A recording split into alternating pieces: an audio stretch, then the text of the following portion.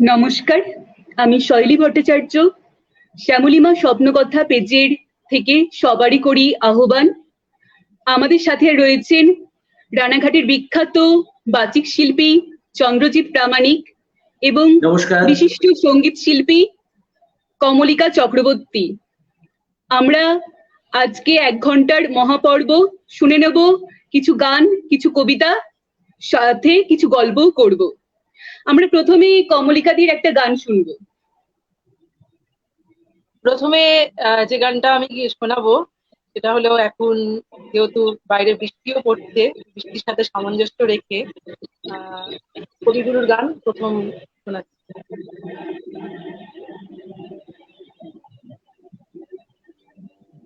আজি গধূলি লগনে বাদল গগনে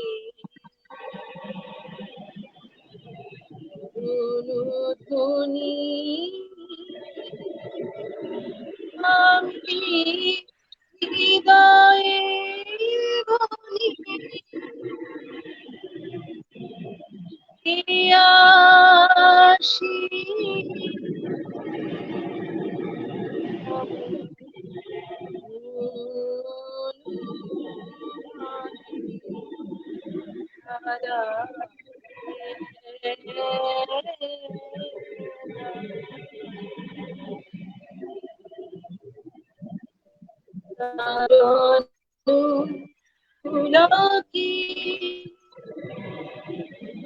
আখি ভাসি জানি আজি গধূলি লগনে অধীর বাবনি তারু করি দূরের পাবনি দূরের আমার কারণ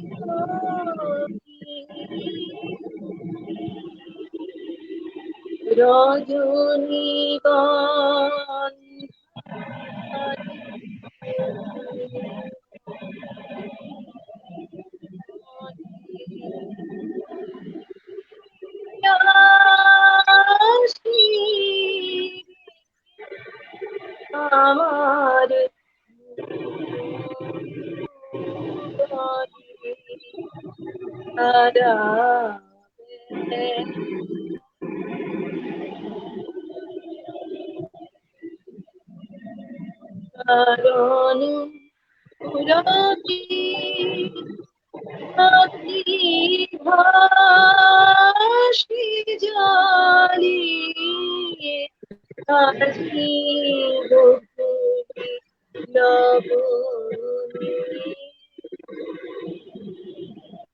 অধীর পাবনে দারু করিও দূরের পরশন তিলকিও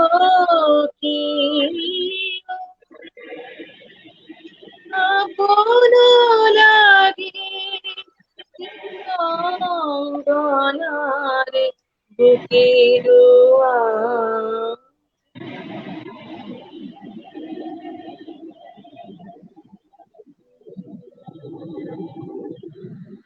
আমারে মন ভারে আজি গধূলি লগনে।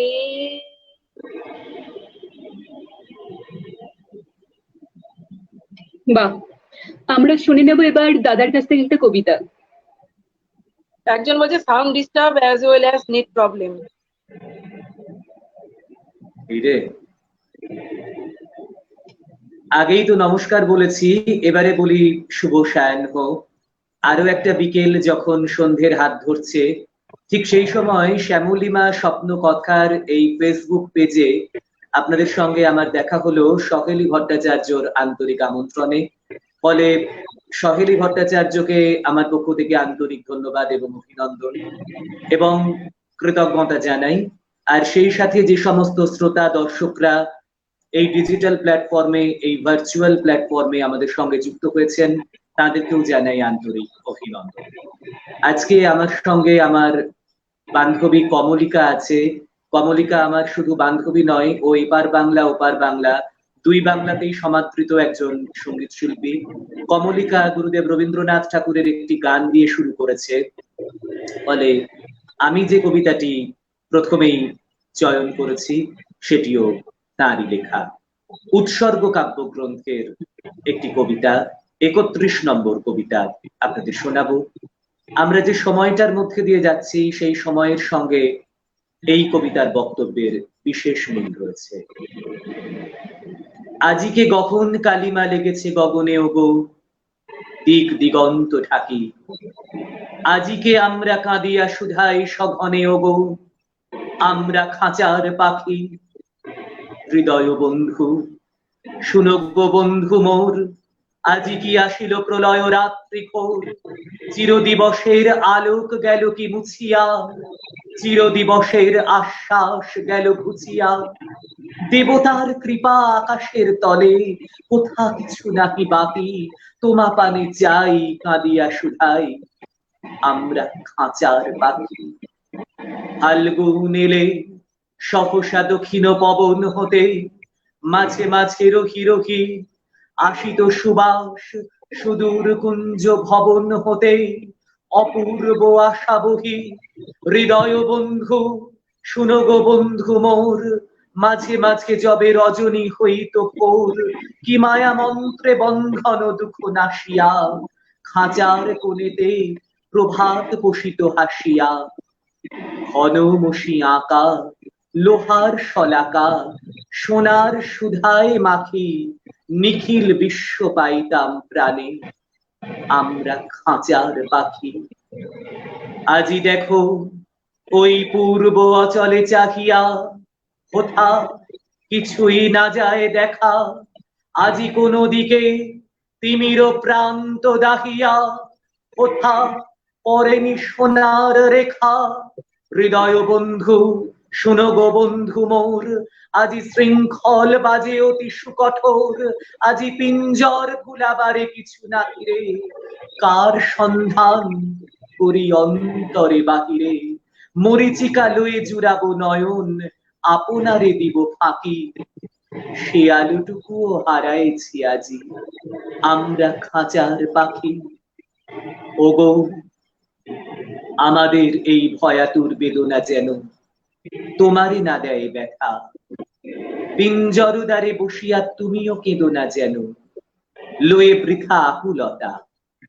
হৃদয় বন্ধু শুনো গো বন্ধু মোর, তোমার চরণে নাহি তো লৌহ ডোর। সকল মেঘের ঊর্ধ্বে যাও গো পুরিয়া, শেখা ঢালো তান বিমল শূন্য জুড়িয়া। নেবেনি নেবেনি প্রভাতের রবি, কহ আমাদের ডাকি। মুদিয়া নয়ান শুনি সেই গান, আমরা খাঁচার পাখি। চমৎকার। আমরা কমলিকাদির কাছে যাব। ভালো লাগছে চন্দ্রজিতের সাথে, যেটা হলো চন্দ্রজিৎ আমার খুব ছোটবেলাকার বন্ধু এবং আমরা একসাথেই মাধ্যমিক পাশ করেছি এবং তারপরে কত অজস্র মঞ্চের স্মৃতি, আর এখনো পর্যন্ত একই রকম ভাবে বন্ধুত্ব বজায় আছে। এবং সব থেকে বড় কথা কমলিকা, তোকে তো আমি তুই বলি, এটাও এখনই তাই বলছি। মানে কত মঞ্চে মঞ্চে আমরা অনুষ্ঠান করেছি, আবার যখন লকডাউন চলছে ডিজিটাল প্ল্যাটফর্মেও কিন্তু আমরা একসঙ্গে বেশ অনেকগুলো অনুষ্ঠান করে ফেললাম দুজনে মিলে। কতটা মিল মনে। ঠিকই। সহেলী কি বলছিলেন আপনি? আমরা কমলিকাদির কাছে যাব। গান শোনার আগে কিছু প্রশ্ন করব। কমলিকাদি, আপনি কবে থেকে গান শেখা শুরু করেছেন এবং কাদের কাছে শিখেছেন? মানে আপনার গুরু কে কে, এবং এখন বর্তমানে কিভাবে এই চর্চাটা করছেন? আমি যখন ক্লাস 3-তে পড়ি তখন থেকে আমার গান বাজনার চর্চা শুরু আমার মায়ের হাতে। প্রথম মার কাছেই শিখি সারেগামাটা। তারপর এখানে রানাঘাটে যেহেতু আমার বাড়ি, চন্দ্রজিতে আমি এক জায়গায় থাকি, তো এখানে একটা দ্বিজেন্দ্র সঙ্গীত বলে একটা বিদ্যালয় ছিল, ওখান থেকে আমি সেকেন্ড ইয়ার অব্দি ক্লাসিক্যালে পাস করি। তারপরে খুব গুণী একজন মানুষের কাছে আমার আসার সান্নিধ্য হয়, সেটা হলো ওখান থেকে আমি নজরুলগীতিতে ডিপ্লোমা করি সঙ্গীতা বসু, এবং ক্লাসিক্যালে সিক্স ইয়ার অব্দি ওনার কাছে করেছিলাম complete। তারপরে মাধ্যমিক পাশ করার পরে আমি যাই কলকাতাতে। আমার বাবা প্রথমে খালি পড়াশোনার ওপরেই প্রচন্ড ঝোঁক দিত, যে নজর পড়াশোনাটা করতে হবে, আগে নিজের পায়ের জন্য শক্ত করো, তাহলে গান বাজনা অটোমেটিক এমনিই হবে, কারণ আগে পেটের ভাত তারপরে গান বাজনা, এটা বলতো। তারপরে আমার দেখলো যে গান বাজনাটাই ইন্টারেস্ট বেশি পড়াশোনার থেকে, তো সেই কারণে আমাকে মাধ্যমিক পরীক্ষার পর কলকাতায় গেলাম। কলকাতায় যাওয়ার পরে পণ্ডিত দীননাথ মিশ্র, হৈমন্তী শুক্লা, পণ্ডিত অজয় চক্রবর্তী, তারপরে কল্যাণ সেন বরাত, বর্তমানে শঙ্কর ঘোষাল রাজ্য সঙ্গীত একাডেমি, ওখানে গিয়ে পরিচয় হয়েছিল, যেহেতু রাজ্য সঙ্গীত একাডেমিতে ওখানে প্রত্যেক বছর একটা কম্পিটিশন হতো। চন্দ্রজিৎ তো নিশ্চয়ই মনে আছে যে সারা রাজ্য থেকে যেত ছেলেমেয়েরা, 350-400 প্রতিযোগী হতো, ওখানে আমি নজরুলগীতিতে ফার্স্ট হয়েছিলাম।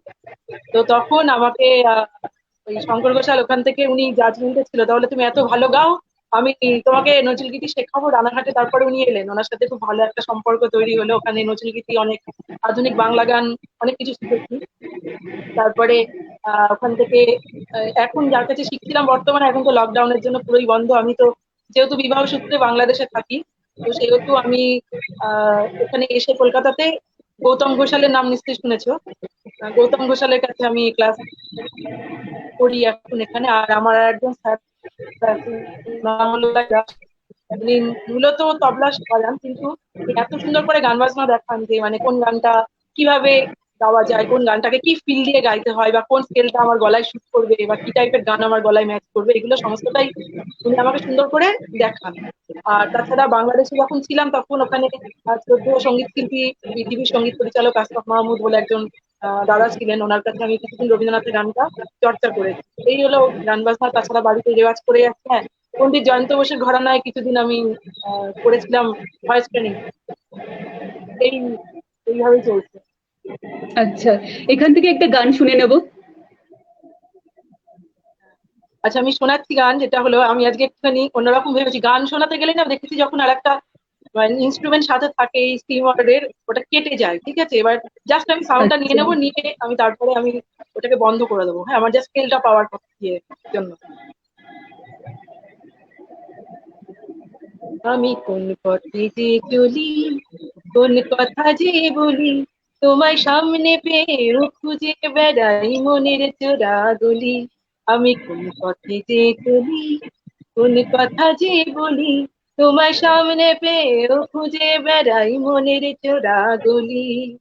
সেই গলিতেই ঢুকতে গিয়ে হোঁচট খেয়ে দেখি, বন্ধু সেজে বিপদ আমার দাঁড়িয়ে আছে কি। সেই গলিতেই ঢুকতে গিয়ে হোঁচট খেয়ে দেখি, বন্ধু সেজে বিপদ আমার দাঁড়িয়ে আছে কি। ভয়েরই খাটাতে হয়ে গেলাম পাঠা বলি, ভয়েরই খাটাতে হয়ে গেলাম পাঠা বলি, তোমায় সামনে পেয়েও খুঁজে বেড়াই মনের চোরা গলি। আমি কোন পথে যে চলি, কোন কথা যে বলি, তোমায় সামনে পেয়েও খুঁজে বেড়াই মনের চোরা গলি। এখন আমি লেংটে মরি, আরে বাবা লেংটে মরি, পালিয়ে যাবার রাস্তা ধরি। হয়তো মনের দরজা খুলে তুমিও ছিলে বসে, ভেস্তে গেল সুন্দরী গো সবই কপালে দোষে।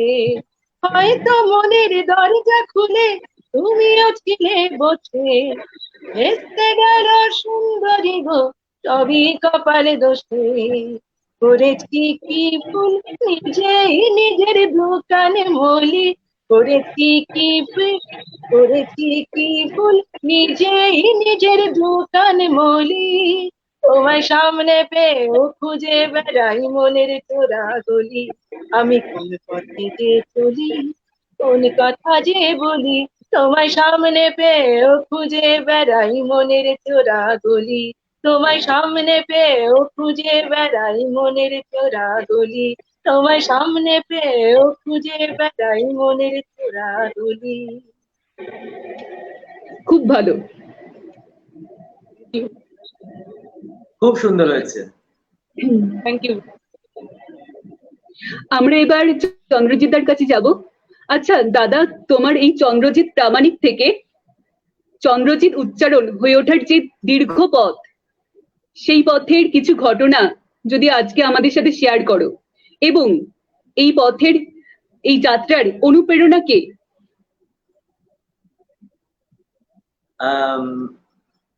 প্রথমেই বলি, ছদ্মবেশী ছায়াছবির এই গানটা, যদি ভুল না বলি ছদ্মবেশী ছায়াছবিতেই ছিল। এত সুন্দর করে কমলিকা গাইলো, একটা মজার পরিবেশ তৈরি হলো।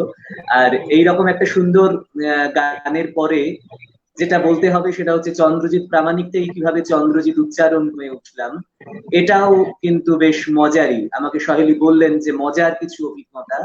তো মজাটা এইরকম যে আমি একটা কোনো অনুষ্ঠানে গেছি, সেখানে শুনছি উচ্চারণ বলে একটা এরকম আবৃত্তি চর্চা কেন্দ্র আছে। এটা কিন্তু আমরা জানি, ওখানে কিন্তু খুব ভালো আবৃত্তি শেখানো হয়, এইরকম একটা শুনলাম। আবার মানে তারা আমাকে কিন্তু চিনতে পারলেন না, এরকম একটা হলো। তারপর আবার এরকম হলো যে উচ্চারণে এসে কেউ বলছেন, আচ্ছা আমরা না শুনেছি একজন খুব ভালো সঞ্চালনা করেন, তার নাম চন্দ্রজিৎ, ইত্যাদি। ফলে এই চন্দ্রজিৎ আর উচ্চারণ, আমাদের যে আবৃত্তি চর্চা কেন্দ্র, দুটোর মধ্যে মনে হচ্ছিল কোথাও যেন একটা গুলিয়ে ফেলছেন মানুষ। সেই জন্যেই আমি ঠিক করলাম, তাহলে আমি যদি আমার নিজস্ব পদবি যেটা প্রামাণিক, সেটার বদলে চন্দ্রজিৎ উচ্চারণ লিখি তাহলে কেমন হয়। এবং এটাও সত্যি কথা, এখন তো সবটাই খুব সোশ্যাল নেটওয়ার্কিং সাইটের মাধ্যমে নির্ধারিত হয়। এখানে কেউ কেউ বলছিলেন যে উচ্চারণ নামে একটা প্রোফাইল করা হোক বা এইরকম। আবার চন্দ্রজিৎ বলে তো আমার প্রোফাইল আগেই ছিল চন্দ্রজিৎ প্রামাণিক নামে, তো দুটো প্রোফাইল মেনটেন করাও আমার পক্ষে একটু মুশকিলের হয়ে যাচ্ছিল। তখন আমি ফেসবুক প্রোফাইলে আমার নামটা লিখলাম চন্দ্রজিৎ উচ্চারণ। এই হলো চন্দ্রজিৎ প্রামাণিক থেকে চন্দ্রজিৎ উচ্চারণ। আর সহেলি যেন কি বলছিলেন যে আমার অনুপ্রেরণা, অনুপ্রেরণা তো আমার এখানে আমার সুনির্মল বসুর সেই কবিতাটার লাইন মনে পড়ছে, বিশ্বজোড়া পাঠশালা মোর সবার আমি ছাত্র, নানান ভাবের নূতন জিনিস শিখছি দিবারাত্র। ছোটবেলা থেকে আমি ওই কমলিকা যেমন বললো, অনেক গুরুর কথা, অনেক মাস্টারমশাই দিদিমণির কথা, এইরকম আমারও প্রচুর মাস্টারমশাই আর দিদিমণি, যদিও তাদের কারোর কাছেই আমার সেই অর্থে প্রথাগত শিক্ষা গ্রহণ করা হয়নি। একমাত্র আমি আবৃত্তি শিখেছি আবৃত্তি জগতের উজ্জ্বলতম জ্যোতিষ্ক ব্রততী বন্দ্যোপাধ্যায়ের কাছে প্রথাগতভাবে। কিন্তু ব্রততী বন্দ্যোপাধ্যায়ের আগে যারা আবৃত্তি জগতের মহিরূপ, ধরা যাক কাজী সব্যসাচী, শম্ভু মিত্র, বা ধরা যাক পার্থ ঘোষ, গৌরী ঘোষ, প্রদীপ ঘোষ, বা জগন্নাথ বসু, উর্মিমালা বসু, এদের প্রত্যেকেরই আবৃত্তি তো আমি কখনো ক্যাসেটে ছোটবেলায় শুনেছি, পরে সিডিতে, এখন ইউটিউবে শুনি, বা এদের কারোর কারোর অনুষ্ঠানও আমার সরাসরি দেখার সৌভাগ্য হয়েছে। এবার মঞ্চে তারা যখন অনুষ্ঠান পরিবেশন করছেন, সেখান থেকেও কিন্তু আমি শিক্ষাটা গ্রহণ করেছি। এছাড়াও এই যে আপনি আজকে সঞ্চালনা করছেন সহেলি, এটা বলতে কোনো দ্বিধা নেই। নানান অনুষ্ঠানে নানান জন সঞ্চালনা করেন, আপনি যেমন আজকে করছেন, আপনারও কিন্তু যা যা ভালো কিছু আমি মনে করব, বা আমার মনে হবে যে সহেলি তো এটা চমৎকার করলেন, সেটা কিন্তু আমি শিখে নেব এবং সেটাকে আমি রপ্ত করবার বা আত্মস্থ করবার চেষ্টা করব, যাতে করে পরে আমি যখন সঞ্চালনা করব ওই ব্যাপারটা আমি প্রয়োগ করতে পারি। যার যেটুকু ভালো আমি সবসময়ই সেটুকু আমার মধ্যে নিয়ে নেওয়ার চেষ্টা করেছি বাচিক শিল্পের ক্ষেত্রে, এবং এই চেষ্টাটা কিন্তু নিরন্তর চলছেই। ফলে আমার শেখা সেই অর্থে শেষ হয়। আর অনুপ্রেরণা যদি বলেন, তাহলে আমার ছোটবেলার কথা বলতে হয়। আমার ছোটবেলা থেকেই আমার মায়ের খুব ইচ্ছে ছিল যে আমি আবৃত্তি করি, কারণ মা ছোটবেলায় আবৃত্তি করতেন, কিন্তু যেমন হতো আর কি আগেকার দিনে, যে মেয়েদের বাড়ি থেকে এইসব ব্যাপারগুলোই খুব একটা উৎসাহিত করা হতো না। ফলে আমার মা কিন্তু আবৃত্তি কোথাও শেখেননি, কিন্তু করতেন স্কুলে নানান প্রতিযোগিতায়, নানান অনুষ্ঠানে। ফলে মায়ের খুব ইচ্ছে ছিল ছোটবেলায় আমি আবৃত্তি করি, কিন্তু সেটা আমি একবারেই করিনি। কমলিকা বললো ক্লাস 3 থেকে ওর গান শেখা বা ছোটবেলা থেকেই ও গান গায়। আমি কিন্তু মানে বলতে শুরু করেছি, সেটা কথা বলা অর্থাৎ কিনা মঞ্চের কথা বলা, মাইক্রোফোনে কথা বলা, আবৃত্তি এবং সঞ্চালনা দুই, সেটা নবম শ্রেণী থেকে। আমি যখন ক্লাস 9-এ পড়তাম তখন থেকে আমার এই ব্যাপারটা শুরু হয়। সেটাও একটা মজার ঘটনাই বটে। সব স্কুলেই হয়, ক্লাস 9-এর স্টুডেন্টদের ওপর রবীন্দ্র জয়ন্তী ইত্যাদি নানান অনুষ্ঠানের দায়িত্ব থাকে। তো রবীন্দ্র জয়ন্তী অনুষ্ঠান যখন দায়িত্ব দেওয়া হয়েছিল আমাদের ওপর, তখন ওই সবাই মিলে বলা হচ্ছিল যে কে নাম টাম বলবে।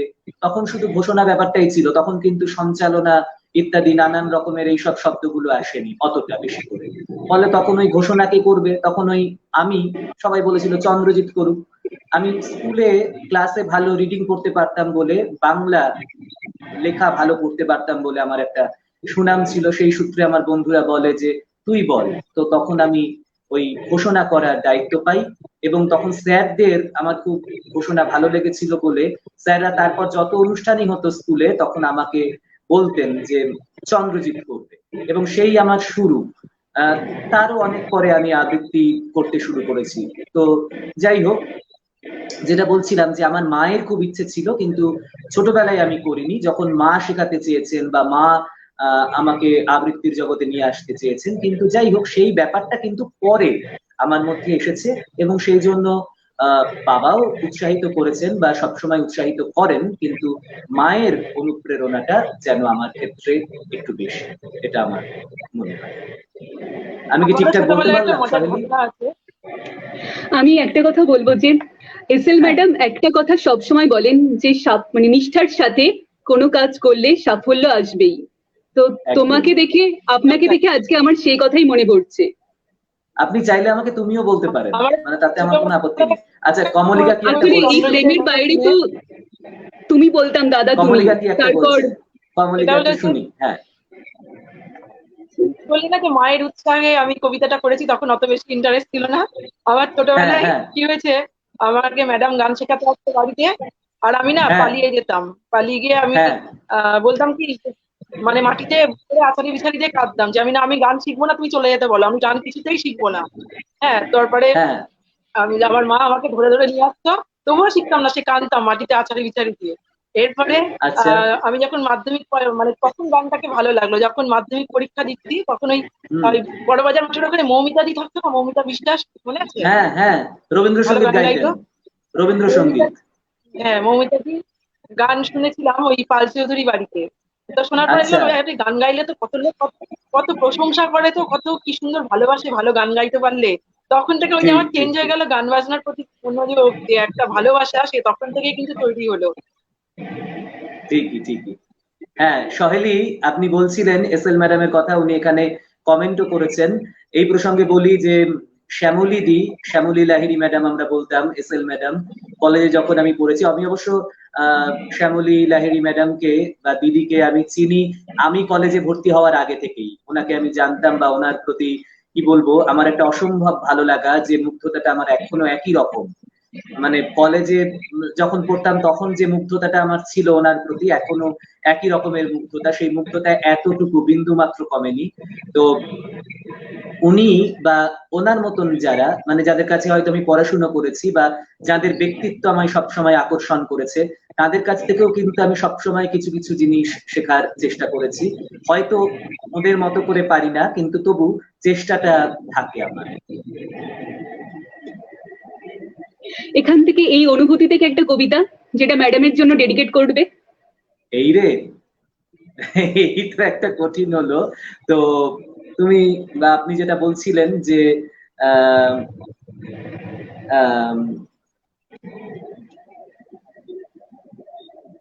ম্যাডাম বলছিলেন যে যে কোনো জিনিস নিষ্ঠার সঙ্গে করলে সাফল্য আসবেই, এটা কিন্তু আমরাও বিশ্বাস করি সব সময়, মানে আমিও বিশ্বাস করি। এবং সেই বিশ্বাস থেকে যদি একটা কবিতার কথা বলি যে দেখুন, একটা যুদ্ধ কিন্তু চলছে, এই যেমন একটা করোনার সঙ্গে এখন যুদ্ধ বা পরিস্থিতির সঙ্গে আমাদের যুদ্ধ প্রতিনিয়ত তো চলছে, এবং নিষ্ঠার সঙ্গে যদি আমরা এই যুদ্ধটা করতে পারি, আমার মনে হয় যে এই যুদ্ধ আমরা জিতবই। আর যদি তাই হয়, তাহলে সেইখান থেকে আমি একটা কবিতা, এই সময় অত্যন্ত প্রাসঙ্গিক কবিতা, এইটা বলতে চাই, এবং আমার মনে হয় যে এটা আমাদের শ্রদ্ধেয়া অধ্যাপিকা ডক্টর শ্যামলী লাহিড়ী মুখোটির প্রতিও আমাদের সম্মান বা শ্রদ্ধা হতেই পারে। তোমরা যাকে যুদ্ধ বলো, যুদ্ধ বলা যায় কি তাকে? এক জীবনের মধ্যে আরো হাজার জীবন যুদ্ধ থাকে। যুদ্ধ থাকে হাত জুড়ে আর ঘুম না আসা চন্দ্র কলায়। যুদ্ধ জাগে এই বুকে আর কাত করা আঁশ বটির গলায়। যুদ্ধ মানে যখন যেমন তখন তেমন মানিয়ে নেওয়া। যুদ্ধ মানে খুন্তি ঠেলে জল কাঁচা শার্ট রৌদ্রে দেওয়া। এসব যদি যুদ্ধ না হয়, যুদ্ধ তবে কিসের বড়াই? সারা জীবন লড়ছে মানুষ নিজের নিজের ছোট্ট লড়াই। যুদ্ধ মানে হাঁ করা পেট, এক ফোঁটা নুন ভাতের হাঁড়ি। যুদ্ধ মানে কালো মেয়ের কন্যা পাওয়া শ্বশুর বাড়ি। যে ছেলে তার বেকার থাকার কষ্ট ওড়ায় গলির মোড়ে, হয়তো দাঁতে দাঁত চিপে সেও নিজের মতো যুদ্ধ করে। যুদ্ধ তুমি, যুদ্ধ আমি, যুদ্ধ দূরে যুদ্ধ কাছে, বাঁচতে চাওয়ার চাইতে বড় যুদ্ধ বলো আর কি আছে? এসব যদি যুদ্ধ না হয়, যুদ্ধ তবে কিসের বড়াই? সারা জীবন লড়ছে মানুষ নিজের নিজের ছোট্ট লড়াই। অসাধারণ। বাহ, আচ্ছা, সুন্দর কবিতাটা। খুবই দারুণ দারুণ। সুন্দর কবিতা। হ্যাঁ, আমরা একটু কমলিকাদির কাছে যাব। আচ্ছা কমলিকাদি, একজন সঙ্গীত শিল্পী হিসেবে বর্তমান সঙ্গীত জগতে যারা আছে, তোমার থেকে ছোট বর্তমান প্রজন্মকে তুমি কিছু বার্তা দিতে চাইবে? হ্যাঁ, সেটা হলো যে মানে আমার যেরকম ভাবে মনে হয়েছে সেটাই বলছি, যে নামের পিছনে না ছুটে ভালো করে রেওয়াজটা করা খুব প্রয়োজন। যে নাম আচ্ছা, তো যখন রেয়াজ করবো ভালো করে তৈরি হয়ে যাবো, নাম অটোমেটিক ওটা পেছন পেছন ঠিক এমনি এসে যাবে।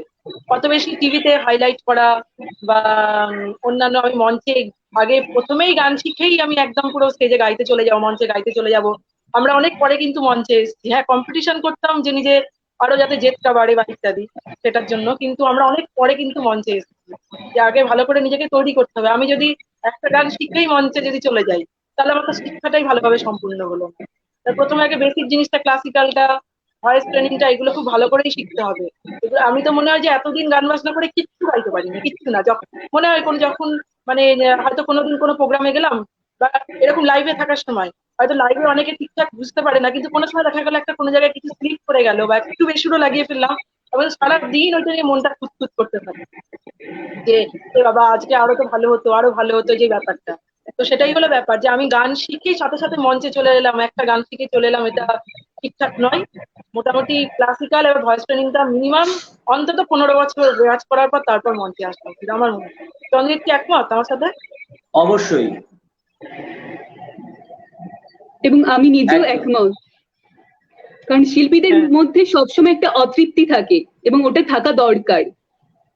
একদমই অতৃপ্তি না থাকলে কোনো কিছু হয় না। দেখো আমি মানে বলে এটা গর্ব করে বলছি না, আমি কিন্তু কলকাতার বা টোটাল পশ্চিমবঙ্গের অনেক বড় বড় মঞ্চে প্রোগ্রাম করেছি, যেটা অনেকের কাছে স্বপ্ন, যেমন হলদিয়া উৎসব, ডুয়ার্স উৎসব, এইগুলোতে যারা সব বড় বড় শিল্পীরা গাইতে যায়। কিন্তু তখন থেকে গান করে আসার পরেও মনে হয়েছে যে কিছুই হলো না, লাইফে কিছুই করতে পারলাম না। কিন্তু আমি অনেক কিছু করে মানে গেয়েছি, অনেক গেয়েছি, অনেক ভালো ভালো মঞ্চে, কিছু না হলেও এই মানে আমি আর চন্দ্রজিৎ বোধ হয় 1-1.5 হাজারের উপরে স্টেজ করেছি না, বল চন্দ্রজিৎ? তা তো হবেই বোধহয়, আমার ঠিক সংখ্যাটা মনে করেছি নেই, হবে, কিন্তু অনেক মঞ্চ, মনে হয় অগণিত মঞ্চ। ছোটবেলা থেকে অগণিত, মানে একদম, বলে শেষ করা যাবে না। তো সেই মানে ক্ষেত্রে সেটা মনে হচ্ছে কমলিকাদের যে কিছুই পাড়ায়, হলো না, এখনো অব্দি কিছুই পারলাম না, সেটা যেমন এটাই মনে কমলিকাদের হচ্ছে। পাড়ায়, মানে ওই সরস্বতী পুজোর মঞ্চে আমরা একসঙ্গে অনুষ্ঠান করেছি, কমলিকার মনে আছে কিনা জানি না, ওইখানে তখনও বাড়ি হয়নি, ওই ছোট্ট মাঠটায় তখন অনুষ্ঠান হতো। আবার ঠিক তেমন করে বিরাট বড় একটা মাঠ বাঁকুড়ায়, বিষ্ণুপুর উৎসব, বিরাট মাঠ, যেখানে মাঠের চারদিকে বোধহয় 4টে মঞ্চে অনুষ্ঠান চলছে একই সঙ্গে। আর কত যে মানুষ, সে কি আর বলবো, সেখানেও কিন্তু আমরা একসঙ্গে অনুষ্ঠান করেছি। আর কমলিকা তো আরো অনেক বেশি ভালো বলতে পারবে, কারণ কমলিকা বাংলাদেশের শ্রোতাদেরও গান শুনিয়েছে, এবং শুধু বাংলাদেশ নয়, ও অন্য দেশেও গান শুনিয়েছে, বিদেশেও গান শুনিয়েছে, এবং একটা অ্যাওয়ার্ডও ও পেয়েছে, দুবাই মিউজিক অ্যাওয়ার্ড, তাই তো ওটার নাম ছিল নাকি যেন? Global music award. Global music award. ফলে ওখানেও যখন ও গেছে, সেখানেও তো ও মানুষের যে ভালো লাগা ভালোবাসা সেগুলো পেয়েছে। ফলে কমলিকার অভিজ্ঞতা আমার থেকেও অনেকটা বেশি। কিন্তু এটা মনে হয় যে সব মঞ্চেই মানুষ কিন্তু শিল্পীর সততাটা সবসময় প্রত্যাশা করেন। কমলিকা যেটা বললো, আমি সম্পূর্ণ একমত। শিল্পী ওই দুটো একটা বা অল্প কিছু শিখে মঞ্চে উঠে পড়লেন, আর ভাবলেন যে আমি তো এগুলো ভালো জানি, আমি আর কিছু না জানলেও চলবে। এই চাতুরিটা কিন্তু দর্শক শ্রোতারা খুবই ভালো বুঝতে পারেন, এবং দর্শক শ্রোতাদের মতন বুদ্ধিমান বোধহয় আর কেউই নেই। ফলে তাদের প্রতি কিন্তু কখনো মানে তাদেরকে একটু হেয় চোখে দেখা, যে ও আমি তো এটা করলাম, এটা কেউ বুঝতে পারেনি, এই রকমটা ভাবার কিন্তু কোনো কারণ নেই। কারণ দর্শক শ্রোতারা খুবই বোধ বুদ্ধির অধিকারী বলে অন্তত আমার তো মনে হয়। আর একজন ভালো শিল্পী যদি তোমাকে হতে হয়, তুমি যদি জনপ্রিয় হতে চাও, এটা আমি ব্রততী বন্দ্যোপাধ্যায়ের কাছ থেকে শুনেছিলাম, একটা জায়গায় সাক্ষাৎকারে উনি বলছিলেন যে তুমি নিজে কি পছন্দ করছো এটা বড় ব্যাপার নয়, বড় ব্যাপারটা হলো দর্শক কি চাইছে সেটা মাথায় রাখতে হবে, তবেই তুমি ভালো শিল্পী হতে পারবে, অবশ্যই, তবেই তুমি জনপ্রিয় হতে পারবে। এবং এই প্রসঙ্গে একটা কথা আছে, আমি যখন ওই অ্যালবাম করতে গেছিলাম কল্যাণ সেন বরাটার ওই প্রতাপ রায় মানে বেবি জেঠুর যে তত্ত্বাবধানে, তো ওখানে তখন আমি না কিছু আমার নিজস্ব চয়েস মতো কিছু রবীন্দ্রনাথের গান ঠিক করেছিলাম। তো তখন আমাকে বেবি জেঠু মানে হলো এমন একজন মানুষ যিনি মান্নাদের সবসময় ছায়া সঙ্গী ছিলেন। মান্নাদের যেখানে মানে ওনাকে সব জায়গায় নিয়ে যেতেই হবে, মানে বম্বে অব্দি রেকর্ডিং করতে গেলে বেবি জেঠুকে নিয়ে যেতে হবে। তো বেবি জেঠু আমাকে বললো ঠিক বাড়িতে বসে, তুই যে গানগুলো চয়েস করেছিস সেগুলো হলে হবে না, লোকে কি চাইছে তোকে আগে সেটা দেখতে হবে। সুতরাং যে গানগুলো লোকে বেশি বেশি শুনেছে সেই ধরনের রবীন্দ্রনাথের গানই গাওয়া উচিত, তবেই তুই গাইতে, তবেই ভালো হবে জিনিসটা, লোকের কাছে পৌঁছাবে ভালো মতো। আমি কিন্তু তখন ওই কথাটাও শিখেছিলাম, তার মানে আমি যেটা চাইবো সেটা না, আমি মঞ্চে উঠলে লোকের কি চাহিদা এটা আমাকে দেখতে হবে সবার আগে, তবেই আমি সেখান থেকে একটা ভালো কিছু রেজাল্ট আশা করতে পারি। একদম। এবং এইখানে আমি আরেকটুও বলবো, সেটা হচ্ছে ওই নতুন প্রজন্মের কথা কমলিকা বলছিল, যেহেতু সেই প্রসঙ্গে আমার আরেকটাও মনে পড়লো, এটা আমি আরেকদিনও বলছিলাম আরেকটা অনুষ্ঠানে। শর্টকাট করলে কিন্তু পুরো ব্যাপারটাই গন্ডগোল হয়ে যাওয়ার সম্ভাবনা আছে। সবসময় একটা একটা করে সিঁড়ি ভেঙে উঁচুতে ওঠাই ভালো। লিফটে উঠলে তার সাময়িক হয়তো কিছু সুফল পাওয়া যেতে পারে, কিন্তু সিঁড়ি দিয়ে ওঠার মধ্যে প্রতিটা পদক্ষেপ ভালো করে জেনে নেওয়া বা আত্মস্থ করার যে ব্যাপারটা থাকে, সেটা কিন্তু লিফটে ওঠার মধ্যে থাকে না। ফলে উপরে উঠতে গেলে প্রতিটা সিঁড়ি ধাপে ধাপে একটু একটু করে ওঠাই ভালো বলে আমার মনে হয়। ঠিক, জীবনে অনেক কিছু ব্যর্থতা এসেছে। আমি যেমন হলো বলি কিছু কথাই বলতে ইচ্ছা করছে গান গাওয়ার থেকে। যেমন কম্পিটিশন ক্ষেত্রে আমি চন্দ্রজিৎ অনেক কম্পিটিশনে গেছি। ওই বাতকুল্লা ইউনাইটেড ক্লাব বলে একটা জায়গা, একটা কম্পিটিশন হতো বাতকুল্লা ইউনাইটেড ক্লাবে, কেউ জানে কিনা জানি না, ঠিক ওখানে না এত বড় বড় ঠিক কাপ দিত, এরকম বড় সাইজের, ফার্স্ট সেকেন্ড। আর কি যে লোক ছিল আমাদের ওই কাপগুলোর উপর, সে কি আর বলবো, কাপটার উপর যে এত লোক ছিল চিন্তা করা যায় না। ওই যে বললো যে শর্টকাট কোনো রাস্তা নেই, তো কি হতো প্রথম দু একবার অনেকবার কম্পিটিশনে গেছি, দুবার প্রথমবারে কিছু হতে পারিনি, সেকেন্ড বারে কিছু হতে পারিনি, থার্ড বারের বেলায় মনে হলো কি না আমাকে হতেই হবে, কিছু একটা হতেই হবে, সেই নিজের জেদটা, এবং থার্ড বারের বেলায় আমি প্রথম পুরস্কার নিয়ে এসেছি এখান থেকে। ঠিকই তো, ঠিকই তো। আচ্ছা, আমরা বেশি কথা বলবো না, সহেলি কি বলছেন আমরা শুনি। এখান থেকে আমি 3টে শব্দ পেলাম। ম্যাডামের প্রথম শব্দটা নিষ্ঠা, চেষ্টা আর ভালোবাসা, নিজের কাজের প্রতি ভালোবাসা। একটু কমেন্টস গুলো পড়ে নেবো গান শোনার আগে।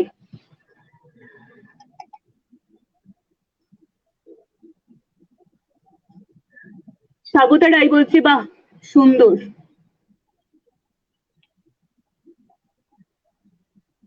অরুণ স্যার বলছেন চন্দ্রজিৎ শুভেচ্ছা জেনো। হ্যাঁ, এখানে একটু বলি, অরুণ বাবুর কাছেও কিন্তু আমি ব্যক্তিগতভাবে মানে ওনার বাড়িতে কিছুদিন পড়েছি, আর কলেজে তো আমি ওনার স্টুডেন্ট বটেই। অরুণ বাবু আমাদের খুবই শ্রদ্ধেয় মানুষ। অরুণ বাবুকে আমার পক্ষ থেকে শ্রদ্ধা এবং প্রণাম জানাচ্ছি। স্যার ভালো থাকবেন। ম্যাডাম বলছেন চন্দ্রজিৎ মন ভরে গেল, দারুণ। সে তো দিদিমণি আমায় সবসময় ভালোই বলেন। দীপান্বিতা ভট্টাচার্য বলছে অসাধারণ চন্দ্রজিৎ দা। ধন্যবাদ আপনাকে। মৌমিতা চক্রবর্তী বলছেন শুনছি তোমরা দুজনেই খুব পছন্দের শিল্পী। ধন্যবাদ। আচ্ছা, এখানে ম্যাডাম একটা রিকোয়েস্ট করেছেন কমলিকার কাছে একটা নজরুল গীতি। হ্যাঁ, আমারও তাই কিন্তু ইচ্ছে। আচ্ছা, নজরুল গীতি ও এত ভালো গায় নজরুল গীতিটা, ফলে একটা তো অবশ্যই। কি গান শোনাবো বল? নজরুল, চন্দ্রজিৎ কোনটা তোর পছন্দের? ওই গানটা উঁচা টানো মনে ঘরে হয় না? আহা, ও তোমার বড় প্রিয়। তেলটা নিয়ে নে।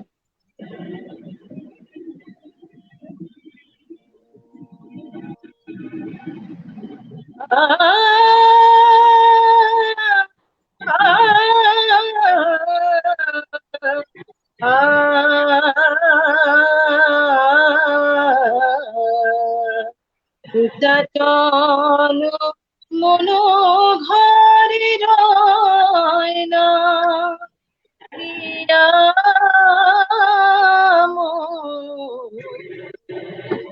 উচ্চাটন মনো ঘরে রয় না প্রিয়া মোরে ডাকে পথে বাঁকা তবু নয় না প্রিয়া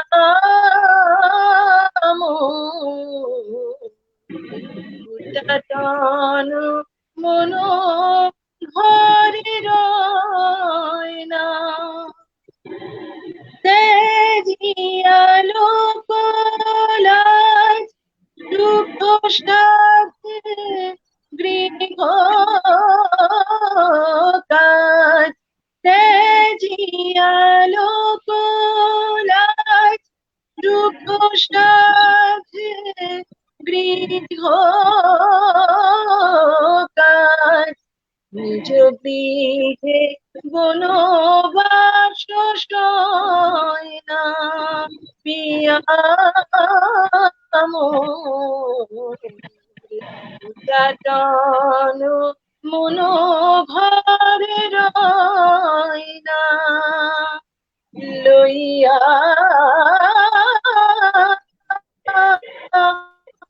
স্মৃতির লেখা লইয়া স্মৃতির লেখা কত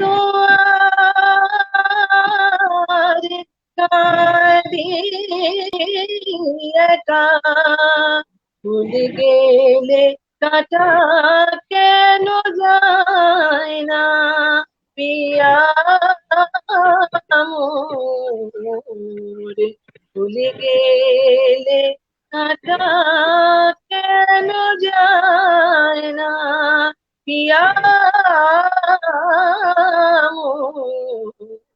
উচ্চাটন মনো ঘরে রয় না। বাহ, আমাদের এখানে প্রচুর কমেন্টস এসেছে, সবগুলো নেওয়া যাচ্ছে না, অতটা সময় নেই। কুশল চক্রবর্তী বলছেন, কুশলদাও রানাঘাট কলেজের ছাত্র এবং বর্তমানে রানাঘাট কলেজের অতিথি অধ্যাপক। চন্দ্রজিৎ দা যারা বৃষ্টিতে ভিজেছে। যারা বৃষ্টিতে ভিজেছিল, এটা তো জয় গোস্বামীর একটা খুবই প্রিয় লেখা, কিন্তু আজকে বৃষ্টি পড়ছেও বটে, কিন্তু এই লেখাটা তো একটা অনেক বড় লেখা। কুশলকে আমার পক্ষ থেকে ধন্যবাদ, শুভেচ্ছা, অভিনন্দন। কুশলও আমার খুব প্রিয় একজন। কুশল কলেজে আমার জুনিয়র ছিল, বোধহয় আমাদের পরের বছরেই ওরা পড়াশোনা করেছে।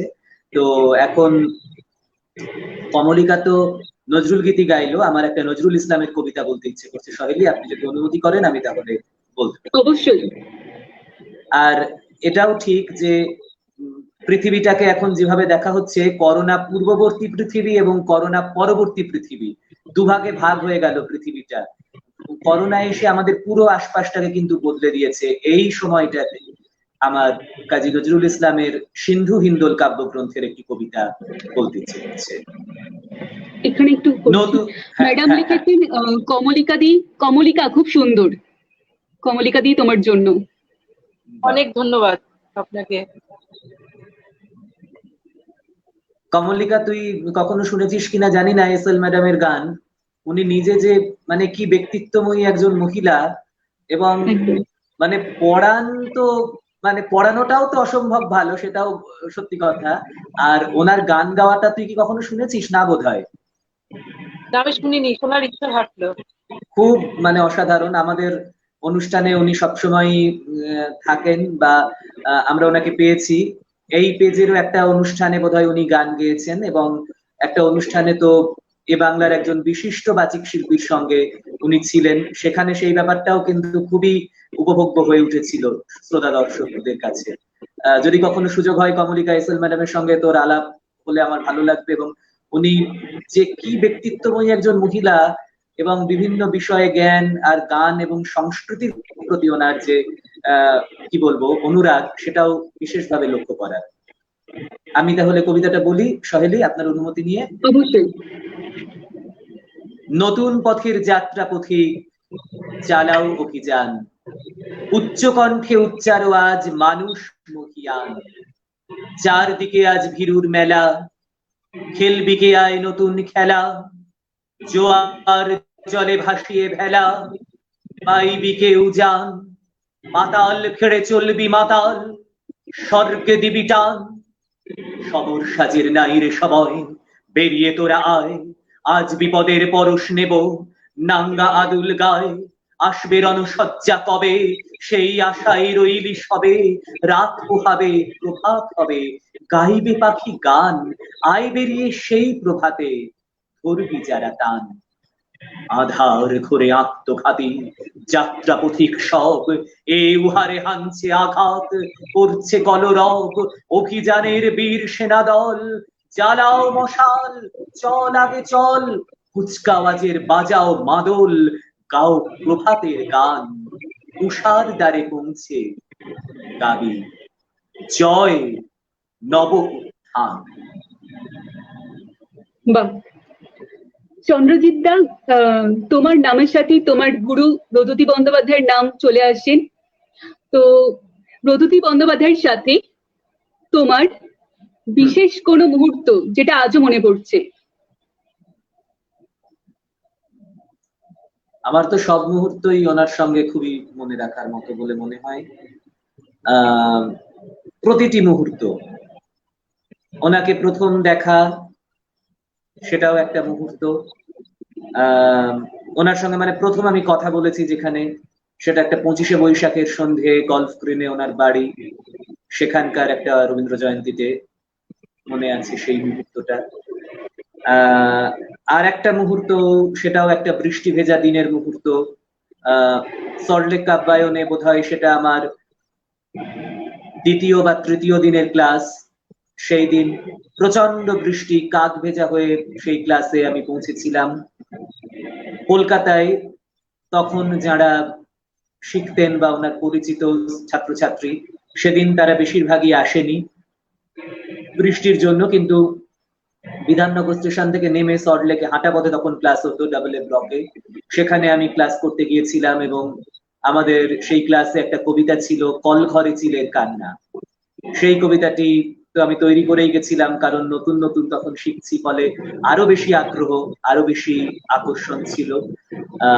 উনি সেদিনকার ক্লাসে এসেছিলেন এবং উনি বলেছিলেন যে কারা এই কবিতাটা বলতে পারবে। তাদের মধ্যে আমি সেই ক্লাসে কবিতাটা বলি, এবং সেই কবিতা আবৃত্তি ওনার ভালো লেগেছিল। উনি আমার নাম জিজ্ঞেস করেন, চন্দ্রজিৎ বলি আমি।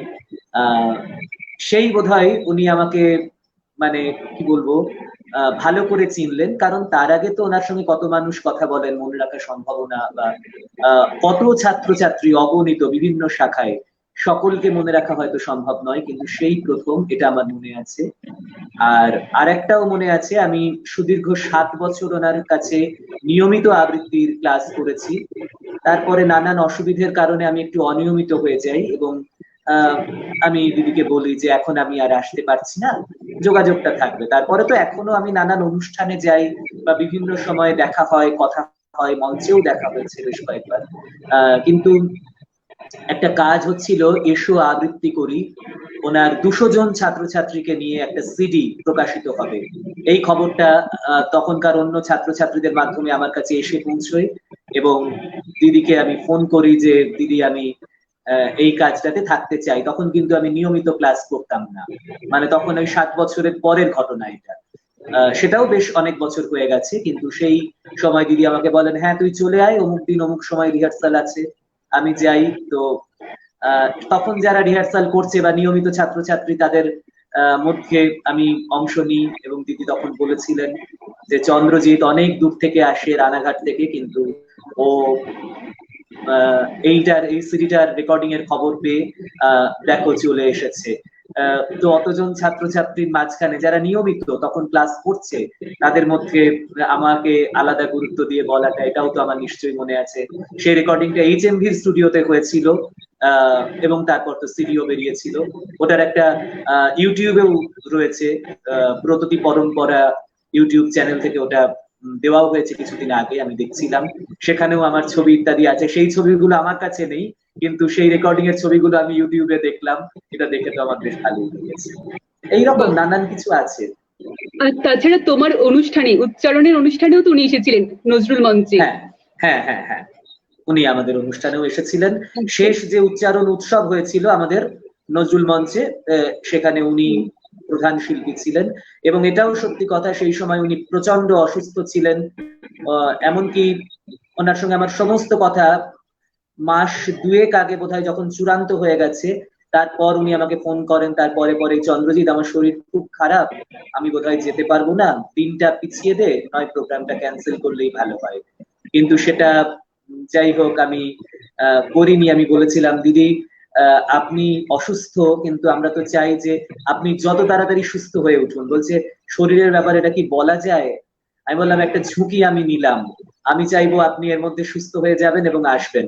যখন উনি এসেছিলেন অনুষ্ঠানের ওই 2 মাস বাদে, আবার যখন অনুষ্ঠানের দিন, তখনও কিন্তু উনি অসুস্থ ছিলেন এবং উনি আদৌ আসবেন কিনা সেই নিয়ে আমাদের মধ্যে যথেষ্ট অনিশ্চয়তা ছিল। কিন্তু তারপরেও উনি আসেন এবং শ্রোতা দর্শকদের কাছ থেকে তো আমরা দেখতেই পেয়েছি ওনাকে নিয়ে সবসময় যেমন হয় যে ব্রততী বন্দ্যোপাধ্যায়ের আবৃত্তি মানে একটা অন্য ব্যাপার। ফলে সেইটা তো আমরা লক্ষ্য করেছিলাম সেই অনুষ্ঠানেও, এবং ফলে ওনার আসাটাও আমার কাছে একটা স্মরণীয় ঘটনা তো বটে। অবশ্যই। আচ্ছা, যদি আমি এখান থেকে বলি যে ব্রততী বন্দ্যোপাধ্যায় সম্পর্কে তোমার যে অনুভূতি, সেটা একটা বাক্যে বলতে হবে, তুমি কি বলবে? ওই যে আমি সবসময় মঞ্চে যে কথাটা বলি, আবৃত্তি জগতের উজ্জ্বলতম জ্যোতিষ্ক ব্রততী বন্দ্যোপাধ্যায়।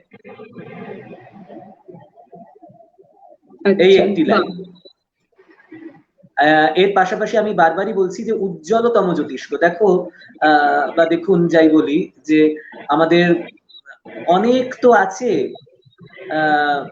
জ্যোতিষ্ক আকাশে, তার কিন্তু বেশিরভাগেরই আমরা নাম জানি না। তারা কিন্তু সকলে খুব উজ্জ্বল, কিন্তু একমাত্র আমরা নাম জানি সূর্যের। ঠিক তেমন আমার যেটা মনে হয়, আবৃত্তি জগতে অনেকেই আছেন, তারা সবাই কিন্তু স্বস্বক্ষেত্রে অনবদ্য এবং অনন্য। আমি কারোর সঙ্গে কারোর তুলনা করছি না, কিন্তু সাধারণ জনমানুষে যারা কখনো কবিতা পড়েননি, যারা কখনো আবৃত্তি করেননি, যারা কখনো আবৃত্তি করবেন ভাবেনও না, তারা কিন্তু ব্রততী বন্দ্যোপাধ্যায়ের নামটা জানেন। এইটা আমার বারবার মনে হয়েছে। এবং আবৃত্তিকে সাধারণ জনমানুষে জনপ্রিয় করবার ক্ষেত্রে ব্রততী বন্দ্যোপাধ্যায়ের যে ভূমিকা, এটাকে অস্বীকার বোধহয় কেউই করতে পারবে না, কখনো পারবে না। এই অনুভূতি থেকে একটা কবিতা, এই রে, এখান থেকে একটু কবিতা। অতর্কিত আক্রমণ হয়ে গেল। আর তো 10 মিনিট আছে, এটাই কি আমার শেষ কবিতা হবে? এটাই শেষ কবিতা এবং কমলিকা দিয়ে একটা শেষ গান আমরা শুনবো। আচ্ছা, যেটুকু সময় আছে তাতে 2টো কবিতার সময় নেই। ঠিক আছে, আমি তাহলে সেইভাবেই একটু শোনাই একটা কবিতা। 10 মিনিট তো আছে না হাতে সময়? হুম। ঠিক আছে।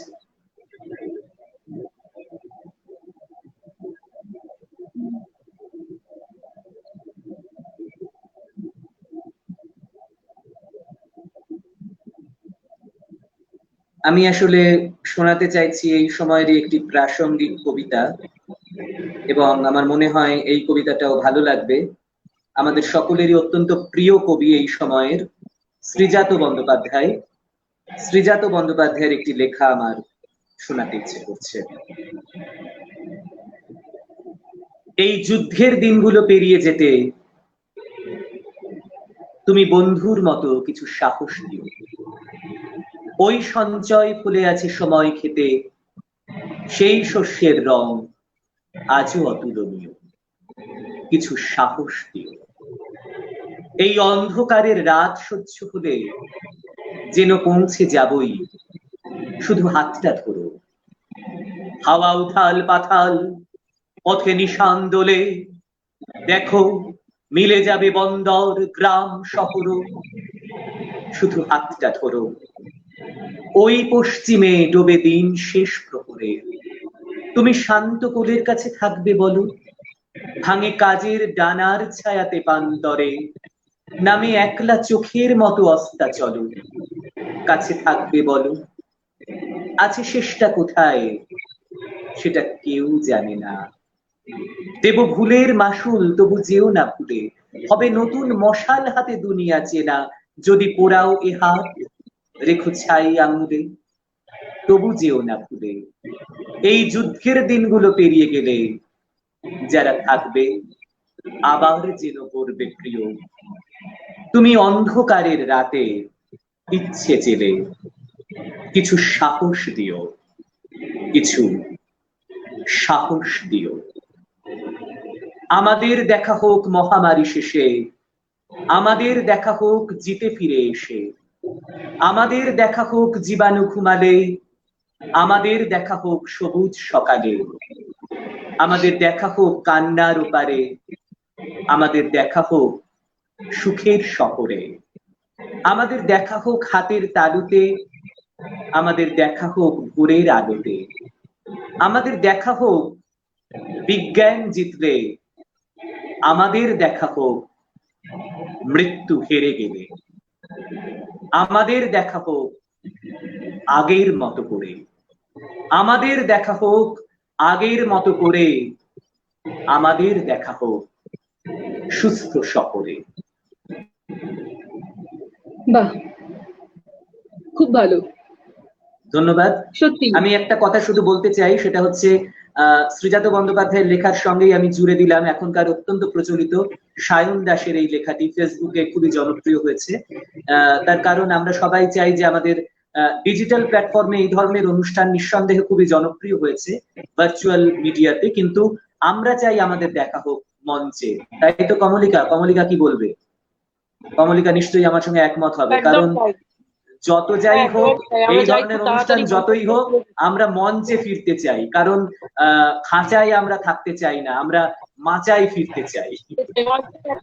অন্যরকম আনন্দ যখন কবিতায় যখন আমরা গান করি বা কবিতা বলে, তখন যখন এই যে মানুষের যে হাততালিটা পাওয়া যায়, সবাই মিলে আনন্দ করে, সেটা একটা অন্যরকম পরিবেশ। একদম। আচ্ছা, সময় আমরা শেষ হয়ে আসছে। কমলিকাদির গানের আগে বেজে উঠলো কি সময়ের ঘড়ি? হ্যাঁ, সময়ের ঘড়ি বেজে উঠেছে। তো কমলিকাদির গানের আগে আমি একটা ঘোষণা করতে চাই। সামনের শনিবার উত্তরপ্রদেশ থেকে একজন নৃত্যশিল্পী নাচ করবেন আমাদের পেজে, কুমার সুরাজ। শনিবার সন্ধ্যে 7টা থেকে। নিশ্চয়ই। এবার শুনে নেব কমলিকাদির গান। আমি এবার একটা শেষে একটা মেডলি গাওয়ার চেষ্টা করছি, সমস্ত কিছু কিছু হিন্দি গান নিয়ে জনপ্রিয়। তবে শেষ করব কিন্তু আবার দাদার কবিতা দিয়েই। এই রে, শেষে আবার আমার কবিতা? আমি তো শেষ কবিতা বলেই দিলাম। না, শেষ হয়েও হইল না শেষ। ঠিক আছে।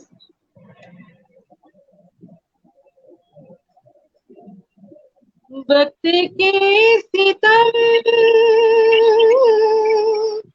थमते नहीं,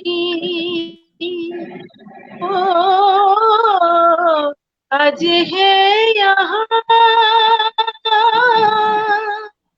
कल कहीं नहीं, वक्त से परे अगर मिल गए सही,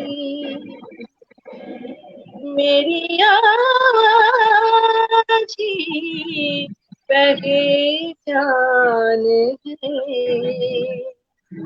कर याद रहे, ओ नाम गुम जाएगा, सच्चाई बदल जाएगा, मेरी आज ही पहचान है, कर याद रहे, चंदन सा बदन चंचल के बन, मेरे से टकराए उसका ना, मुझे दोष न देना जग वालों, मुझे दोष न देना जग वालों, हो जाए अगर दीवाना, चंदन सा बदन चंचल के बन, है सानों तेरा हो मुझ पर दिल चाहता है वो, कहने दो मुझे तुमसे मोहब्बत हो गई है, मुझे पलकों की छाँव में रहने दो, लगे सानों तेरा होगा मुझ पर, तू जहाँ जहाँ चलेगा मेरा साया साथ होगा, मेरा साया मेरा साया मेरा साया मेरा साया, एक प्यार का नगमा है, मौजों की रवानी है, जिंदगी और कुछ भी नहीं, तेरी मेरी कहानी है, ये प्यार का नगमा है, कभी कभी ख्याल आता है कि जैसे तुझको बना गया है मैं, अब से पहले सितारों में बस रही थी कहीं, तुझे जमीन पे बुलाया गया है मेरे, कभी कभी मेरे दिल में ना उम्र की सीमा हो, ना जन्म का हो बंधन, जब प्यार करे कोई तो देखे केवल मन, नई रीत चला कर ये गीत अमर कर दो, होठों से भूलो तुम गीत अमर कर दो। চমৎকার। একটা কমেন্টস এসেছে আমাদের এখানে, ম্যাডাম লিখেছেন একটা মনোগ্রাহী অনুষ্ঠানের সাক্ষী রইলাম। আর চন্দ্রজিতার কাছ থেকে আমি শুনে নেব শেষ কবিতা। কবিতা মানে কবিতার দুটো লাইন বলি, যেটুকু সময় আছে এতে হয়েই যাবে আমাদের। দুটো লাইন, কিন্তু তুমি নেই বাহিরে অন্তরে মেঘ করে, আর এই ব্যাপক বৃষ্টি আমার বুকের মধ্যে ছড়ে। শক্তি চট্টোপাধ্যায়ের কবিতা। বৃষ্টির একটা অনুষঙ্গ নিয়ে কুশল লিখেছিল, তাই এই কবিতাটা একটু বলতে চাই। সময়ও শেষ হয়ে গেল। আজকের মতন এখানেই শেষ করছি আমরা অনুষ্ঠান। ভালো লাগলো। চন্দ্রজিৎ দা এবং কমলিকা দিকে অসংখ্য ধন্যবাদ জানাই, এবং সাথে শ্রোতাদের অসংখ্য ধন্যবাদ। দাদা কিছু বলবেন? এটাই বলতে চাই যে শ্যামলিমার স্বপ্ন কথার এই পেজে আগেও বলেছি, সহেলি যখন আমাকে ফোন করলো এবং ম্যাডামের কথা বললো, তাহলে তো এটা আদেশের মতন, আমাকে থাকতেই হবে, তখনই মনে হলো। এবং আজকে কমলিকা আমার বান্ধবী, ওকে সঙ্গে নিয়ে এরকম একটা সুন্দর সন্ধেবেলায় এই পেজে থাকতে পেরে ভালো লাগলো। শ্রোতা দর্শক যারা দেখলেন তাদের সকলকে ধন্যবাদ এবং কৃতজ্ঞতা জানাই, আর গুরুজনদের আমার সশ্রদ্ধ প্রণাম। আর ম্যাডামের কথা যখন বললেন তখন বলি যে ম্যাডাম সত্যি আমাদের সকলেরই সাপোর্ট সিস্টেম। দিদির কাছে যাব কিছু।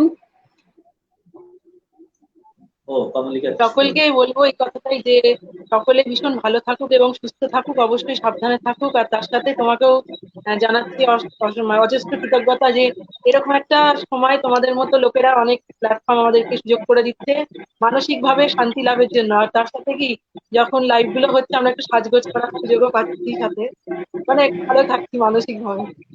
তার জন্য তোমাদের একটা মজার বিষয় ঘটেছে যে আজকে সঞ্চালকের সামনে বসে আমি সঞ্চালনা করছি, মানে এটা আমার কি বলবো গৌরব।